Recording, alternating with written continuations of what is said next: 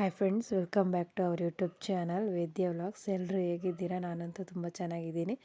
ನಾನಿವತ್ತು ಪಾಲಕ್ ಸೊಪ್ಪಲ್ಲಿ ಮಸೊಪ್ಪು ಮಾಡ್ತಾಯಿದ್ದೀನಿ. ನಾನು ಹಂಗೆ ಕೂಡ ವ್ಲಾಗ್ ಕೂಡ ಸ್ಟಾರ್ಟ್ ಮಾಡ್ತಾಯಿದ್ದೀನಿ. ಮೊದಲನೇದಾಗಿ ನಾನಿಲ್ಲಿ ಪಾಲಕ್ ಸೊಪ್ಪನ್ನೆಲ್ಲ ನೀಟಾಗಿ ಬಿಡಿಸಿಟ್ಕೋತಾ ಇದ್ದೀನಿ. ಕೆಲವೊಬ್ಬರಾದರೆ ಮಿಕ್ಸ್ ಸೊಪ್ಪು ಸಿಗುತ್ತೆ, ಏನು ಸಿಗುತ್ತೆ ಅದರಲ್ಲಿ ಕೂಡ ಮಸೊಪ್ಪನ್ನು ಮಾಡ್ತಾರೆ. ಕೆಲವರು ಬರೀ ಪಾಲಕ್ ಸೊಪ್ಪಲ್ಲಿ ಮಾಡ್ತಾರೆ. ಹಳ್ಳಿ ಕಡೆ ಆದರೆ ಬಸಳೆ ಸೊಪ್ಪು ಮತ್ತು ಕುಂಬಳ ಸೊಪ್ಪು ಅಂತ ಸಿಗುತ್ತೆ. ಕುಂಬಳ ಸೊಪ್ಪು ಅಂದರೆ ಕುಂಬಳಕಾಯಿ ಗಿಡ ಬಳ್ಳಿ ಏನಿರುತ್ತೆ ಅದ್ರಾಗ ಸಿಗುವಂಥ ಒಂದು ಎಲೆ ಏನಿರುತ್ತೆ ಅದರಲ್ಲಿ ಕುಂಬಳಕಾಯಿ ಸೊಪ್ಪಲ್ಲಿ ಕೂಡ ಮೊಸಪ್ಪು ಸಾರನ್ನು ಮಾಡ್ತಾರೆ. ತುಂಬ ಚೆನ್ನಾಗಿರುತ್ತೆ. ಕೆಲವೊಬ್ರಿಗೆ ಗೊತ್ತಿರಲ್ಲ ಅನ್ಕೋತೀನಿ. ನಿಮಗೇನಾದರೂ ಆ ಥರ ಸೊಪ್ಪು ಸಿಕ್ಕಿದ್ರೆ ಟ್ರೈ ಮಾಡಿ ಹೇಗಿತ್ತು ಅಂತ ಕೂಡ ಹೇಳಿ. ಮೊದಲನೇದಾಗಿ ನಾನಿಲ್ಲಿ ಪಾಲಕ್ ಸೊಪ್ಪನ್ನು ಬಿಡಿಸಿಟ್ಕೋತಾ ಇದ್ದೀನಿ. ಒಂದಿಷ್ಟು ಚಿಕ್ಕ ಮಾಹಿತಿ ಪಾಲಕ್ ಸೊಪ್ಪನ್ನ ನಾವು ತಿನ್ನೋದ್ರಿಂದ ಏನೆಲ್ಲ ಉಪಯೋಗ ಅಂತ ಹೇಳ್ಬಿಟ್ಟು ನಾನು ಚಿಕ್ಕದಾಗಿ ಹೇಳ್ತೀನಿ. ಸೊ ನೀವು ಇನ್ನೂ ಯಾರ್ಯಾರೆಲ್ಲ ಚಾನಲ್ನ ಸಬ್ಸ್ಕ್ರೈಬ್ ಮಾಡ್ಕೊಂಡಿಲ್ಲ ಸಬ್ಸ್ಕ್ರೈಬ್ ಮಾಡ್ಕೊಳ್ಳಿ. ಹಾಗೆ ಈ ಒಂದು ವಿಡಿಯೋ ಇಷ್ಟ ಆಯಿತು ಅಂದರೆ ಲೈಕ್ ಮಾಡಿ ಫ್ರೆಂಡ್ಸ್. ಕೆಲವೊಬ್ಬರಿಗೆ ಈ ಒಂದು ಪಾಲಕ್ ಸೊಪ್ಪು ಏನಿರುತ್ತೆ ಕೆಲವ್ರಿಗೆ ಇಷ್ಟ ಆಗೋದಿಲ್ಲ, ತುಂಬ ನೆಗ್ಲೆಕ್ಟ್ ಮಾಡ್ತಿರ್ತಾರೆ. ಮತ್ತು ಪಾಲಕ್ ಸೊಪ್ಪು ಮತ್ತು ಬಸಳೆ ಸೊಪ್ಪು ತಿಂದರೆ ಏನೆಲ್ಲ ದೇಹಕ್ಕೆ ಆರೋಗ್ಯಕಾರಿ ಅಂತ ನಾನು ಒಂದಿಷ್ಟು ತಿಳಿಸ್ಕೊಡ್ತೀನಿ. ನೀವೇನಾದರೂ ಆ ಥರ ಇಷ್ಟಪಡದೇ ಇರೋರು ಕೂಡ ನೀವು ಯಾವ ಥರ ಉಪಯೋಗ ಅಂತ ತಿಳ್ಕೊಂಡು ನೀವು ತಿನ್ನೋದಕ್ಕೆ ಟ್ರೈ ಮಾಡಿ. ಕೆಲವೊಬ್ರಿಗೆ ಇಷ್ಟ ಆಗೋದಿಲ್ಲ ಅಲ್ಲ, ಅಂಥವ್ರಿಗೆ ನಾನು ಹೇಳ್ತಾಯಿದ್ದೀನಿ. ಈ ಒಂದು ಪಾಲಕ್ ಸೊಪ್ಪು ಏನಿದೆ, ಪಾಲಕ್ ಸೊಪ್ಪಿಂದ ನಾವು ನಮ್ಮ ತೂಕವನ್ನು ಇಳಿಸ್ಕೋಬೋದು. ಏನು ಕೆಲವರು ತುಂಬ ವೆಯ್ಟ್ ಇರ್ತಾರೆ, ವೆಯ್ಟ್ ಲಾಸ್ ಮಾಡಬೇಕು ಅಂತಿರೋರು ಪಾಲಕ್ ಸೊಪ್ಪು ತುಂಬಾ ಉಪಯೋಗ ಅಂತಲೇ ಹೇಳ್ಬೋದು. ಪಾಲಕ್ ಸೊಪ್ಪಲ್ಲಿ ವಿಟಮಿನ್ ಸಿ ಮತ್ತು ಕಬ್ಬಿಣಾಂಶ, ಹೀಗೆ ಜೊತೆಗೆ ಕ್ಯಾಲರಿ ದಹಿಸಲು ಕೂಡ ನಮಗೆ ಒಂದು ಹೆಲ್ಪ್ ಆಗುತ್ತೆ. ಮತ್ತು ಕಬ್ಬಿಣಾಂಶ ಹೆಚ್ಚಾಗಿದ್ದರೆ ಈ ಪಾಲಕ್ ಸೊಪ್ಪು ತಿಂದರೆ ತುಂಬಾ ಒಳ್ಳೆಯದು. ಮತ್ತು ವ್ಯಾಯಾಮ ಏನು ಮಾಡ್ತಾರೆ ಈಗಿನ ಕಾಲದಲ್ಲಾದರೆ ತುಂಬ ಜಿಮ್ಗಾಗಿರ್ಬೋದು, ಮನೇಲಿ ಎಕ್ಸಸೈಸ್ ಆಗಿರ್ಬೋದು, ವ್ಯಾಯಾಮ ಮಾಡೋರಿಗೆ ತುಂಬಾ ಉಪಯೋಗಕಾರಿ ಅಂತ ಹೇಳ್ಬೋದು. ಮತ್ತು ಪಾಲಕ್ಕು ಮೆದುಳಿನ ಒಂದು ಆ್ಯಕ್ಟಿವಿಟಿಗೆ ತುಂಬಾ ಹೆಲ್ಪ್ ಮಾಡುತ್ತೆ. ಮತ್ತು ವಿಶೇಷವಾಗಿ ವಯಸ್ಸಾಗಿರೋ ರೋಗಿಗಳು ಅಂದರೆ ತುಂಬ ವಯಸ್ಸಾಗಿರ್ತಾರೆ ಅಂಥವ್ರಿಗೆ ಕೂಡ ತುಂಬ ಒಳ್ಳೆಯದು ಅಂತಲೇ ಹೇಳ್ಬೋದು. ಮತ್ತು ಇದು ದೀರ್ಘಕಾಲ ಅಂದರೆ ತುಂಬ ದಿವಸ ಕಿಬ್ಬೊಟ್ಟೆ ತೊಂದರೆ ಅಂದರೆ ಹೆಣ್ಮಕ್ಳಿಗೆ ಏನು ಕೆಳಗಡೆ ಹೊಟ್ಟೆ ತುಂಬ ನೋವು ಬರೋದಾಗಿರ್ಬೋದು, ತುಂಬ ಪ್ರಾಬ್ಲಮ್ಸ್ ಇರುತ್ತಲ್ಲ ಅಂಥವ್ರಿಗೆ ಈ ಒಂದು ಪಾಲಕ್ ಸೊಪ್ಪು ತುಂಬಾ ಹೆಲ್ಪ್ ಅಂತಲೇ ಹೇಳ್ಬೋದು. ಮತ್ತು ಕ್ಯಾಲ್ಶಿಯಮ್ ಮೂಳೆಯ ಕ್ಯಾಲ್ಶಿಯಮ್ಗೆ ಆರೋಗ್ಯ ಕೂಡ ತುಂಬಾ ಒಳ್ಳೆಯದು. ಮತ್ತು ಅಧಿಕ ರಕ್ತದೊತ್ತಡ ಮತ್ತು ತುಂಬ ಯಾರಿಗೆ BP ಇರುತ್ತೆ ಅಂಥವ್ರು ಕೂಡ ತುಂಬಾ ಒಳ್ಳೆಯದು. ನೆಕ್ಸ್ಟ್ ನಾನಿಲ್ಲಿ ಇದ್ರ ಜೊತೆಗೆ ನಾನು ಸೊಪ್ಪೆಲ್ಲ ಬಿಡಿಸಿಟ್ಕೊಂಡಿದ್ದೆ.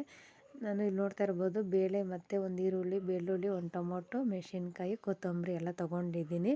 ಸೊ ಸೊಪ್ಪನ್ನ ನೀವು ಒಂದು 2-3 ಸರಿ ವಾಶ್ ಮಾಡಿ ಇಟ್ಕೊಳ್ಳಿ. ಮತ್ತು ನೀವೇನೇ ಬೇಳೆಕಾಳು ಯೂಸ್ ಮಾಡಿ ನೀವು ಅದನ್ನು ಒಂದು 2-3 ಸರಿ ವಾಶ್ ಮಾಡಿ ಯೂಸ್ ಮಾಡೋದ್ರಿಂದ ತುಂಬ ಒಳ್ಳೆಯದು ಅಂತ ಹೇಳೋಕ್ಕೆ ಇಷ್ಟಪಡ್ತೀನಿ. ಮತ್ತು ನಾನಿಲ್ಲಿ ಕುಕ್ಕರ್ ಇಟ್ಕೊಂಡು ಬೇಳೆ ಎಲ್ಲ ಹಾಕ್ಕೊಂಡು ಮತ್ತು ಸೊಪ್ಪು ನಾನು 3 ಸರಿ ವಾಶ್ ಮಾಡಿ ಇಟ್ಕೊಂಡಿದ್ದೆ. ಅದನ್ನು ಕೂಡ ನಾನಿಲ್ಲಿ ಸೋಸ್ಕೊಂಡು ಇಟ್ಕೊಂಡಿದ್ದೀನಿ.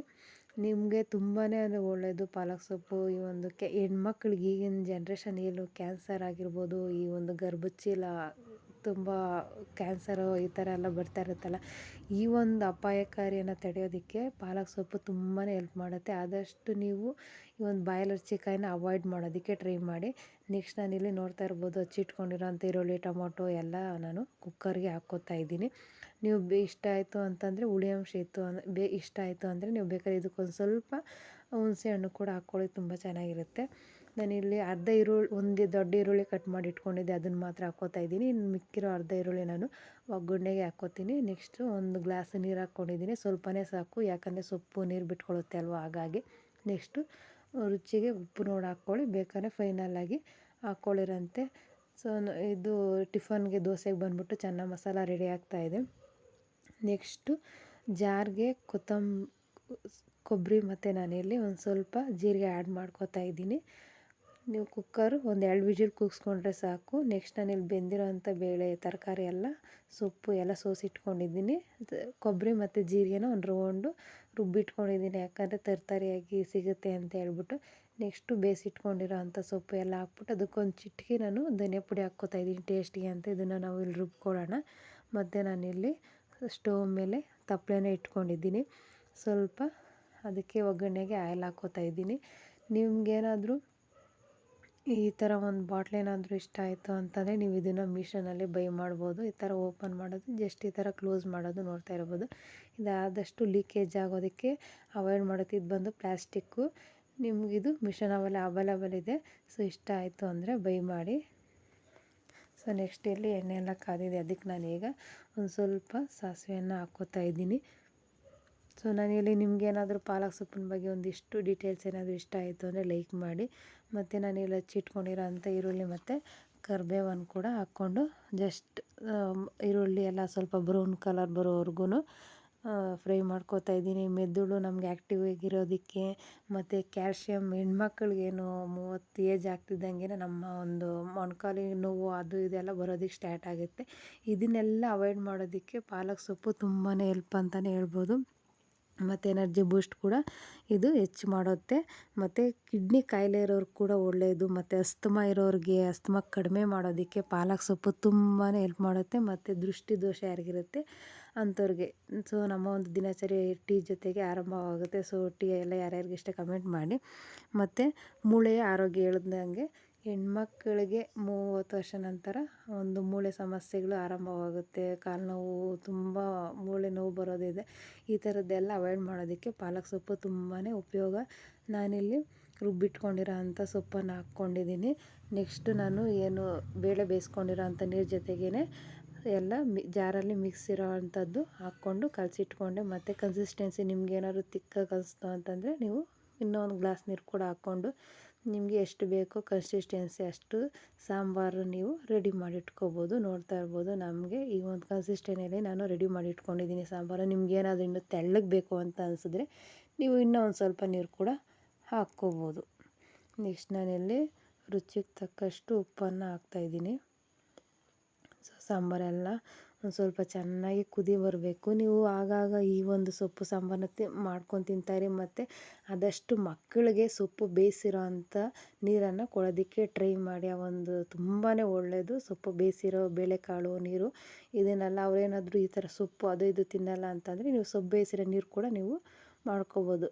ಸೊ ಸೊಪ್ಪು ಎಲ್ಲ ಸಾಂಬಾರು ಚೆನ್ನಾಗಿ ಕುದ್ಮೇಲೆ ಸೊಪ್ಪು ಸಾಂಬಾರು ರೆಡಿ ಆಯಿತು. ಸೊ ನೀವು ಒಮ್ಮೆ ಟ್ರೈ ಮಾಡಿ ಹೇಗಿತ್ತು ಅಂತ ಕಮೆಂಟ್ ಮಾಡಿ. ಮತ್ತು ಮಕ್ಕಳಿಗೆ ಆದಷ್ಟು ಒಂದು ಸೊಪ್ಪು ಈ ಥರ ಎಲ್ಲ ತಿನ್ನೋದನ್ನು ರೂಢಿ ಮಾಡಿಕೊಡಿ. ತುಂಬಾ ಒಳ್ಳೆಯದು. ಆದಷ್ಟು ಚಿಕನ್ನು ಈ ಥರ ನಾನ್ ವೆಜ್ ಎಲ್ಲ ಒಂದು ಸ್ವಲ್ಪ ಅವಾಯ್ಡ್ ಮಾಡಿ ಅಂತ ಹೇಳ್ತೀನಿ.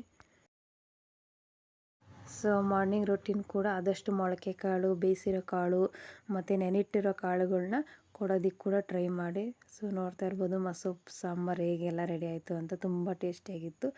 ನೀವು ಟ್ರೈ ಮಾಡಿ ಹೇಗಿತ್ತು ಅಂತ ಕಮೆಂಟ್ ಮಾಡಿ ಫ್ರೆಂಡ್ಸ್. ನಮ್ಮ ಚಾನಲ್ ಇನ್ನು ಯಾರ್ಯಾರೆಲ್ಲ ಸಬ್ಸ್ಕ್ರೈಬ್ ಮಾಡ್ಕೊಂಡಿಲ್ಲ ಸಬ್ಸ್ಕ್ರೈಬ್ ಮಾಡ್ಕೊಳ್ಳಿ. ಹಾಗೆ ನಿಮ್ಗೇನಾದರೂ ಇಷ್ಟ ಆಯಿತು ಅಂದರೆ ಲೈಕ್ ಮಾಡಿ. ಮತ್ತು ನೆಕ್ಸ್ಟ್ ವೀಡಿಯೋಸ್ನ ನಾನು ಬ್ಯೂಟಿ ರಿಲೇಟೆಡ್ ವೀಡಿಯೋಸ್ ಬರುತ್ತೆ. ಸೊ ಕಾಯ್ತಾಯಿರಿ ಅಂತ ಹೇಳೋಕ್ಕೆ ಇಷ್ಟಪಡ್ತೀನಿ. ನೆಕ್ಸ್ಟ್ ನಾನು ಇಲ್ಲೆಲ್ಲ ಕಿಚನ್ನು ಕ್ಲೀನ್ ಮಾಡ್ಕೋತಾ ಇದ್ದೀನಿ. ನೀವೇನಾದರೂ ನಿಮಗೆ ಒಂದಷ್ಟು ಟಿಪ್ಸ್ ಹೇಳೋ ಅಂಥದ್ದು ಅಂದರೆ ನಮಗೆ ಫಂಕ್ಷನ್ಸ್ ಬಂತು ಮತ್ತು ಹಬ್ಬ ಹರಿದಿನಗಳು ಬಂತು ಅಂತ ಅನಿಸಿದ್ರೆ ಕೆಲವೊಂದಷ್ಟು ಟಿಪ್ಸ್ ಹೇಳೋ ಅಂಥದ್ದೇನು ನಾನು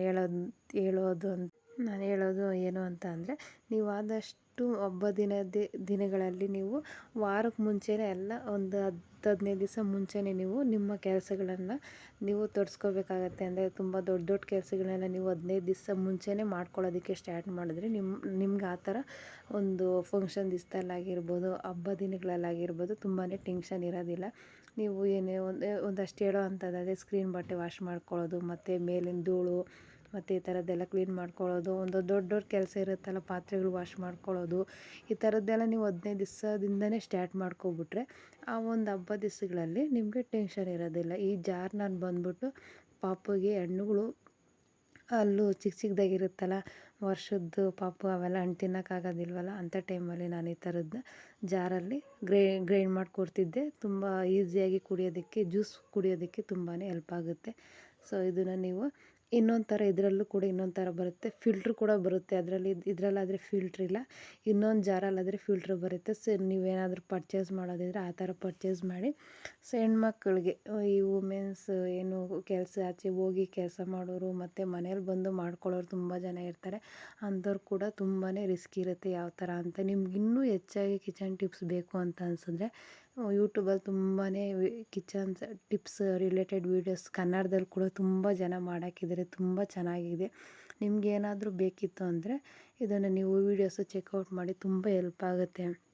ಮತ್ತು ನೀವು ಆದಷ್ಟು ಕಿಚನಲ್ಲಿ ನೀವೇನಾದರೂ ಅಡುಗೆ ಮಾಡೋದಕ್ಕೆ ಬರ್ತೀರಾ ಅಂತಂದರೆ ಆದಷ್ಟು ಕಿಚನ್ ಕೆಲಸ ನೀವು ಅಲ್ಲೇ ಕಂಪ್ಲೀಟ್ ಮಾಡ್ಕೊಂಬಿಡ್ಬೇಕಾಗುತ್ತೆ. ಪಾತ್ರೆ ತೊಳೆಯೋದಾಗಿರ್ಬೋದು, ಪಾತ್ರೆ ಜೋಡಿಸೋದಾಗಿರ್ಬೋದು, ಈ ಥರದ್ದೆಲ್ಲ ನೀವು ಆಗಿಂದಾಗೆ ಮಾಡ್ಕೊಂಬಿಟ್ರೆ ಟೈಮ್ ಕೂಡ ಸೇವ್ ಆಗುತ್ತೆ. ಮತ್ತು ನೀವು ಪದೇ ಪದೇ ಅಡುಗೆ ಮನೆಗೆ ಬಂದು ನೀವೆಲ್ಲ ಕೆಲಸನ ಮತ್ತೆ ಮತ್ತೆ ಮಾಡೋ ಅವಶ್ಯಕತೆ ಇರೋಲ್ಲ ಅನ್ಕೋತೀನಿ. ಆದರೆ ಮಕ್ಕಳಿರೋ ಮನೆಯಲ್ಲಿ ತುಂಬಾ ರಿಸ್ಕ್ ಅಂತಲೇ ಹೇಳ್ಬೋದು. ಮಕ್ಳು ಗಲೀಜು ಮಾಡ್ತಿರ್ತಾರೆ, ಆ ಥರದವ್ರಿಗೆ ಏನೂ ಹೇಳೋದಕ್ಕಾಗಲ್ಲ. ನಿಮ್ಗೇನಾದರೂ ವುಮೆನ್ಸ್ ಆಚೆ ಹೋಗಿ ಕೆಲಸ ಮಾಡೋ ಮತ್ತು ಮನೆಯವ್ರಿಗೆ ಬಂದು ಮಾಡೋ ಅಂಥವ್ರಿದ್ರೆ ನಿಮಗೆ ಒಂಥರ ಕಿಚನ್ನು ಒಂದು ಟಿಪ್ಸ್ ಯೂಸ್ ಆಗುತ್ತೆ ಅಂತಲೇ ಹೇಳೋದಕ್ಕೆ ಇಷ್ಟಪಡ್ತೀನಿ. ನೀವು ಆದಷ್ಟು ಅಡುಗೆ ಮಾಡಿಕೊಂಡೆ ಕ್ಲೀನ್ ಮಾಡಿಕೊಂಡು ಈ ಥರ ಎಲ್ಲ ಗುಡಿಸ್ಕೊಬಿಟ್ರೆ ನಿಮಗೂ ಕೂಡ ಟೈಮ್ ಸೇವ್ ಆಗುತ್ತೆ ಮತ್ತು ಆದಷ್ಟು ನಿಮಗೆ ಹೆಲ್ಪ್ ಆಗುತ್ತೆ. ಮತ್ತು ನಮ್ಮ ದಿನಚರಿ ಯಾವಾಗಿದ್ದರೂ ಒಂದು 90% ಮನೆಗಿರೋ ಏನು ಹೌಸ್ ವೈಫ್ಸ್ ಇರ್ತಾರೆ, ಅವರು ನಾವು ಟೈಮ್ ಸ್ಪೆಂಡ್ ಮಾಡೋದೇ ಆದಷ್ಟು 50% ನಾವು ಅಡುಗೆ ಮನೆಯಲ್ಲೇ ಅಂತಲೇ ಹೇಳ್ಬೋದು. ಸೊ ನೀವು ವೀಡಿಯೋಸ್ ಎಲ್ಲ ಯಾರು ನೋಡ್ತಾ ಇದ್ದೀರಾ, ಕೆಲವೊಂದಷ್ಟು ಜನ ಸಬ್ಸ್ಕ್ರೈಬ್ ಮಾಡ್ಕೊಳ್ತೀನಿ. ಸೊ ನಿಮಗೇನಾದರೂ ನನ್ನ ವ್ಲಾಗುಗಳು ಏನಾದರೂ ಇಷ್ಟ ಆಯ್ತಾ ಇದೆ ಅಂದರೆ ಸೊ ಪ್ಲೀಸ್ ದಯವಿಟ್ಟು ಲೈಕ್ ಮಾಡಿ. ಮತ್ತು ನನಗೆ ಇವತ್ತು ಪೂಜೆ ಮಾಡೋಣ ಅಂತ ಹೇಳ್ಬಿಟ್ಟು ನಾವು ವಾರ ನಮ್ಮದು ಶನಿವಾರ, ಸೊ ಹಂಗಾಗಿ ಪೂಜೆ ಮಾಡೋಣ ಅಂತ ಹೇಳ್ಬಿಟ್ಟು ಎಲ್ಲ ಬೆಳಗ್ಗೆಯಿಂದನೇ ಕ್ಲೀನ್ ಮಾಡ್ಕೋತಾ ಇದ್ದೀನಿ. ಸೊ ಆದಷ್ಟು ಒಂದು ಕವರೇಜಲ್ಲಿ ನಾನು ವೀಡಿಯೋ ಕ್ಲಿಪ್ಸ್ನ ನಾನು ರೆಡಿ ಮಾಡಿಕೊಂಡು ನಿಮಗೆ ವ್ಲಾಗುಗಳನ್ನ ಮಾಡ್ತಾಯಿದ್ದೀನಿ. ಸೊ ನೋಡ್ತಾ ಇರ್ಬೋದು, ಎಲ್ಲ ಅಡುಗೆ ಎಲ್ಲ ಆದಮೇಲೆ ಎಲ್ಲ ನಾವೇನೋ ಡಬ್ಬಗಳೆಲ್ಲ ಅಡುಗೆ ಫುಲ್ಲು ಅರ್ಜೆಂಟಾಗಿ ಮಾಡ್ತಾಯಿರ್ತೀವಿ ಒಂದೊಂದು ಸತಿ. ಸೊ ಈ ಥರ ಎಲ್ಲ ಚೆಲ್ಲಾಪಿಲ್ಲಿ ಆಗಿರುತ್ತೆ. ಆಗಿಂದಾಗೇ ನಾವು ಜೋಡಿಸಿ ಇಟ್ಕೊಂಡ್ಬಿಡ್ತೀವಿ ಅಂತಂದರೆ ತುಂಬಾ ಹೆಲ್ಪ್ ಆಗುತ್ತೆ. ಒಂದು ಮಸಾಲೆ ಮತ್ತು ನಾವೇನಾದರೂ ದಿನಸಿ ತಂದರೆ ಆಗಿಂದಾಗೆ ಎಲ್ಲ ಫಿಲ್ ಮಾಡಿ ಇಟ್ಕೊಂಡ್ರೆ, ಮತ್ತು ಆಯಿಲ್ ಆಗಿರ್ಬೋದು, ಈ ಥರ ಎಲ್ಲ ನೀಟಾಗಿ ಜೋಡಿಸ್ಕೊಬಿಟ್ರೆ ನಾವು ನೆಕ್ಸ್ಟ್ ಬಂದು ಅಡುಗೆ ಮಾಡೋದಕ್ಕೆ ಮೈಂಡು ತುಂಬಾ ಫ್ರೆಶ್ ಆಗಿರುತ್ತೆ. ಮತ್ತು ತುಂಬಾ ಚೆನ್ನಾಗಿ ಮೈಂಡು ತುಂಬಾ ಚೆನ್ನಾಗಿರುತ್ತೆ, ತುಂಬಾ ಹೆಲ್ಪ್ ಆಗುತ್ತೆ. ಮತ್ತು ಬೆಳ್ಳುಳ್ಳಿ ನೀವು ಸುಲಿದು ಕೂಡ ನೀವು ಫ್ರಿಜ್ಜಲ್ಲಿ ಇಟ್ಕೋಬೋದು. ಮತ್ತು ಕೆಲವೊಂದಷ್ಟು ಐಟಮ್ಗಳನ್ನ ತರಕಾರಿ ಹೆಚ್ಚಿಟ್ಕೊಂಡಾಗಿರ್ಬೋದು, ನೀವೇನಾದರೂ ಮಾರ್ನಿಂಗ್ ಎದ್ದು ಬೇಗ ಟಿಫನ್ ಮಾಡಬೇಕು ಅಂತ ಅಂದರೆ ನೀವು ನೈಟ್ ಕೂಡ ನೀವು ತರಕಾರಿ ಎಲ್ಲ ಹಚ್ಚಿಟ್ಕೊಂಡ್ಬಿಟ್ಟು ಬೆಳಗ್ಗೆ ಕೂಡ ನೀವು ಕ್ವಿಕ್ಕಾಗಿ ನೀವು ಟಿಫನ್ ಐಟಮ್ಗಳು ಕೂಡ ಮಾಡ್ಕೋಬೋದು. ಅದರಿಂದನೇ ನೀವೇನಾದರೂ ಸಾಂಬಾರು ಮಾಡ್ಕೊಂಬಿಡ್ತೀರಾ ಅಂತಂದರೆ ನೀವು ಡೇ ಫುಲ್ಲು ನೀವು ಕಿಚನಲ್ಲಿ ಕೆಲಸ ಇರೋದಿಲ್ಲ. ತುಂಬಾ ಹೆಲ್ಪಾಗಿ ನೀವು ಬೇರೆ ಒಂದು ಕೆಲಸನ ಮತ್ತು ನಿಮ್ಮ ಒಂದು ಹೆಲ್ತನ್ನು ನೀವು ನೋಡ್ಕೋಬೋದು. ಮನೆಯಲ್ಲೇ ಕೆಲವೊಂದಷ್ಟು ಜನ ಬರೀ ಮನೆ ಕಡೆನೇ ಯೋಚನೆ ಮಾಡ್ತಿರ್ತಾರೆ, ಅವ್ರ ಬಗ್ಗೆ ಅವ್ರ ಯೋಚನೆ ಮಾಡೋದನ್ನೇ ಮಾಡಿಬಿಟ್ಟಿರ್ತಾರೆ. ಸೊ ಅಂಥವ್ರಿಗೆಲ್ಲ ಒಂದಷ್ಟು ಟಿಪ್ಸ್ ಅಂತಲೇ ಹೇಳ್ಬೋದು. ಆದಷ್ಟು ನಿಮ್ಮನ್ನು ನೀವು ಕೇರ್ ಮಾಡ್ಕೋತೀರಿ. ಹೆಣ್ಮಕ್ಳು 30 ವರ್ಷ ದಾಟಿದ ಮೇಲೆ ತುಂಬಾ ಒಂದು ಹಾರ್ಮೋನ್ಸ್ ಇಂಬ್ಯಾಲೆನ್ಸ್ ಆಗಿರ್ಬೋದು, ಮತ್ತು ಹೆಲ್ತ್ ಇಶ್ಯೂ ಇವೆಲ್ಲ ತುಂಬಾ ಆಗ್ತಾ ಇರುತ್ತೆ. ಸೊ ಇಂಥವ್ರಿಗೆ ಆದಷ್ಟು ಈಗಿಂದನೇ ನಿಮ್ಮ ಹೆಲ್ತ್ ಬಗ್ಗೆ ಕೂಡ ನೀವು ಆದಷ್ಟು ಕೇರ್ ಮಾಡ್ಕೊಳ್ಳಿ. ಸೊ ನೆಕ್ಸ್ಟ್ ನಾನಿಲ್ಲಿ ಹಣ್ಣುಗಳೆಲ್ಲ ಆರ್ಗನೈಸ್ ಮಾಡ್ಕೋತಾ ಇದ್ದೀನಿ. ಮತ್ತು ಹೆಣ್ಮಕ್ಳು ಕೂಡ ಆದಷ್ಟು ಫ್ರೂಟ್ಸು ತರಕಾರಿ ಇದನ್ನೆಲ್ಲ ತಿನ್ನೋದಕ್ಕೆ ಟ್ರೈ ಮಾಡಿ. ನೀವೇನಾದರೂ ಫ್ರೂಟ್ಸ್ ತಿನ್ನೋದಕ್ಕಾಗಿಲ್ಲ ಅಂತಂದರೆ ಜ್ಯೂಸ್ ಮಾಡ್ಕೊಂಡಾದರೂ ಕುಡಿಯೋದಕ್ಕೆ ಟ್ರೈ ಮಾಡಿ. ಮತ್ತು ತರಕಾರಿ ಜ್ಯೂಸ್ ಕೂಡ ಬೀಟ್ರೋಟು, ಕ್ಯಾರೆಟು, ನೀವು ABC ಅಂತ ಕೇಳಿರ್ಬೋದು. ABC ಅಂದರೆ ಆ್ಯಪಲ್ಲು ಮತ್ತು ಬೀಟ್ರೋಟು, ಕ್ಯಾರೆಟು. ಈ ಒಂದು ಜ್ಯೂಸನ್ನು ನೀವು ವೀಕ್ಲಿ 2 ಟೈಮ್ಸ್ ಮಾಡ್ಕೊಂಡು ಕುಡಿದ್ರೆ ನಿಮ್ಮ ಒಂದು ಬ್ಲಡ್ ಏನಿರುತ್ತೆ ತುಂಬಾ ಇನ್ಕ್ರೀಸ್ ಆಗುತ್ತೆ. ಮತ್ತು ನಾವು ಎನರ್ಜೆಟಿಕ್ಕಾಗಿ ಕೂಡ ಇರ್ಬೋದು, ಆದಷ್ಟು ಸುಸ್ತು ಮಾಡಲ್ಲ, ಆ್ಯಕ್ಟಿವ್ ಆಗಿ ಕೂಡ ಇರ್ಬೋದು. ಹಾರ್ಮೋನ್ಸ್ ಇಂಬ್ಯಾಲೆನ್ಸ್ ಆದಾಗ ಅದು ತುಂಬಾ ಹೆಲ್ಪ್ ಮಾಡುತ್ತೆ. ನಮ್ಮ ಏನು ABC ಜ್ಯೂಸ್ ಅಂತ ನಾನು ನೆಕ್ಸ್ಟ್ ವೀಡಿಯೋಸಲ್ಲಿ ತೋರಿಸ್ತೀನಿ ಯಾವ ಥರ ನಾವು ಅದನ್ನು ಮಾಡ್ಕೊಳ್ಳೋದು ಅಂತ. ಅದಕ್ಕೊಂದು ಚಿಟಿಕೆ ನಾವು ಶುಂಠಿ ಮತ್ತು ನಿಂಬೆ ರಸ ಹಾಕ್ಕೊಂಬಿಟ್ರೆ ತುಂಬಾ ಕುಡಿಯೋದಕ್ಕೂ ಚೆನ್ನಾಗಿರುತ್ತೆ ಮತ್ತು ಹೆಲ್ತ್ಗೆ ತುಂಬಾ ಒಳ್ಳೆಯದು. ಹಣ್ಣುಗಳಲ್ಲಿ ಈ ಥರ ಎಲ್ಲ ಜೋಡಿಸ್ಕೊಂಡು ಒಂದು ಪ್ಲಾಸ್ಟಿಕ್ ಕವರಲ್ಲಿ ಈ ಥರ ನೀವು ಕವರ್ ಮಾಡಿ ಇಟ್ಕೊಂಬಿಟ್ರೆ ತುಂಬಾ ನೀಟಾಗಿ ಮೇಂಟೈನ್ ಆಗುತ್ತೆ. ನೀವು ಬೇಕಿದ್ರೆ ಆನ್ಲೈನಲ್ಲಿ ಆರ್ಗನೈಸ್ ಮಾಡೋ ಬಾಕ್ಸ್ ಸಿಗುತ್ತೆ, ಪರ್ಚೇಸ್ ಮಾಡ್ಕೊಳ್ಳಿ.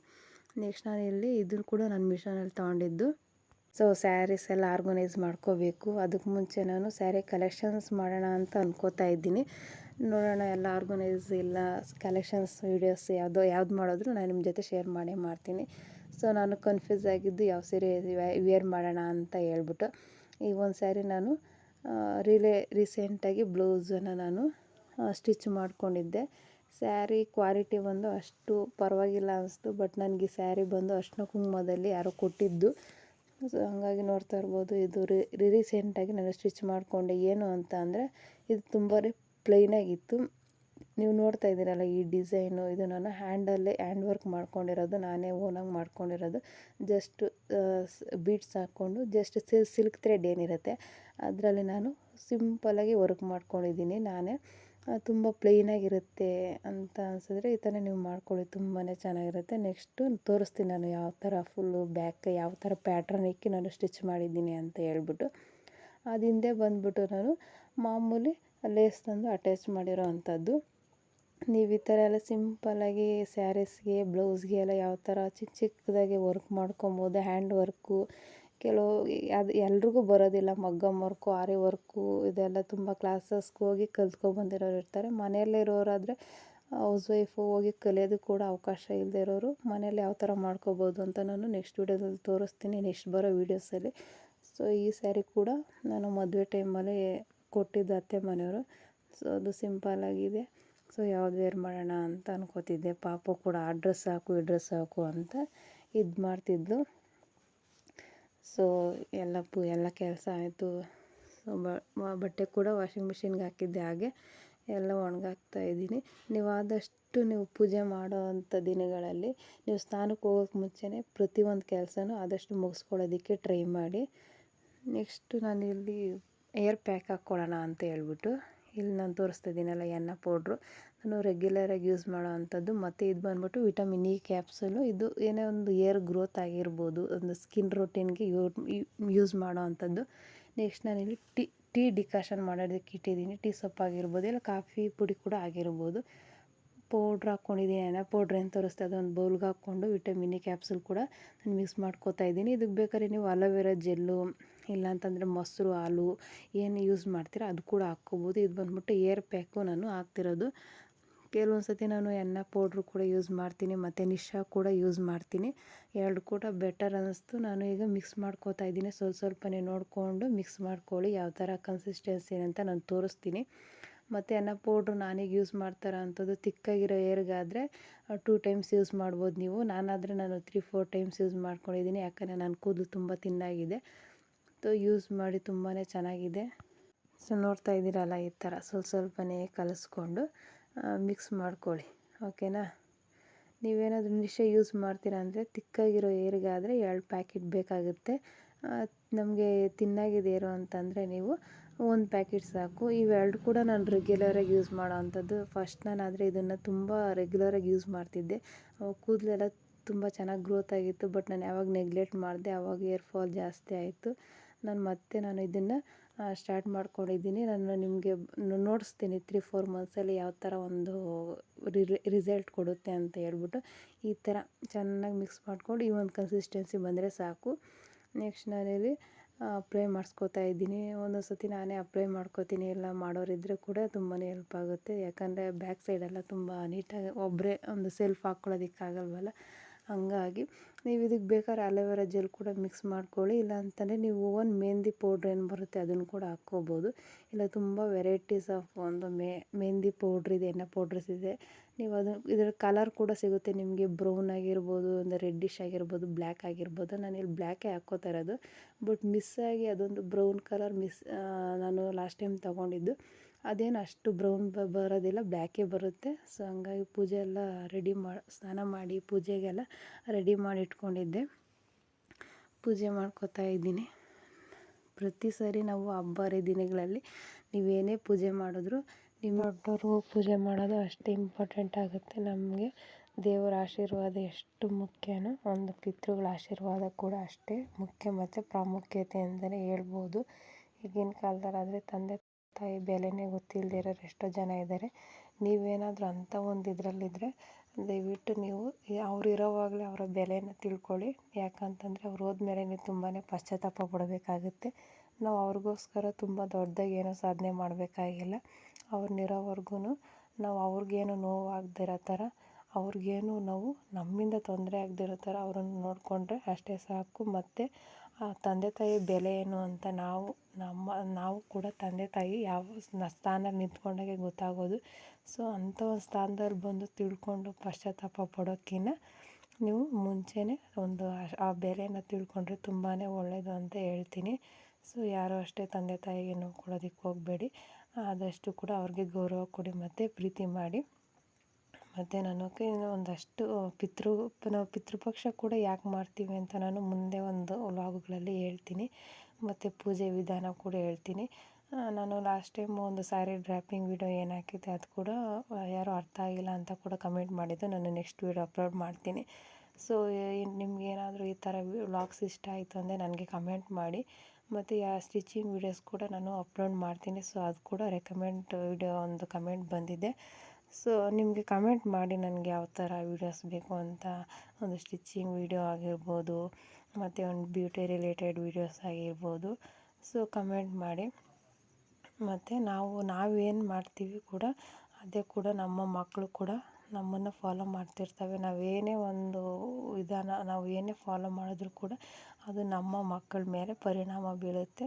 ಸೊ ನಾವೇನೇ ಮಾಡಿದ್ರೂ ಕೂಡ ಅದು ಒಂದು ಪಾಸಿಟಿವ್ ಆಗಿ ಇರಬೇಕು ಅಂತ ಹೇಳ್ತೀನಿ.